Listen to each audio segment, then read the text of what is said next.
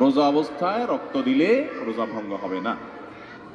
রমজানের শেষ দশকের কোনো আমল আছে কিনা, কি কি আমল করতে পারি? রমজানের শেষ দশক হলো আমলের সবচেয়ে গুরুত্বপূর্ণ দশক। ভাইরা আমার, নবী করিম সাল্লাল্লাহু আলাইহি সাল্লাম সম্পর্কে আম্মা জান আয়েশা বলেছেন, কানা ইয়াজিতাহিদু ফীহি মা লা ইয়াজিতাহিদু ফী গায়রি। রমজানের শেষ 10 দিনে আসলে নবী সাল্লাল্লাহু আলাইহি সাল্লাম ইবাদতের জন্য এত চেষ্টা করতেন, এত মেহনত করতেন, এত সাধনা করতেন, তার জীবনে অন্য কোন সময় ইবাদতের জন্য এত সাধনা করতেন না, শেষ 10 দিন ইবাদতের জন্য যেরকম সাধনা করতেন।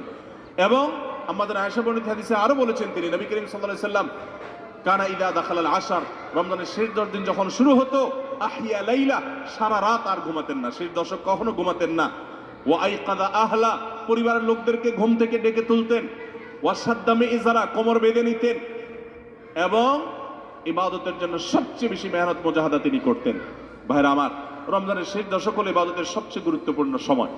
আমাদের বেশিরভাগ মানুষ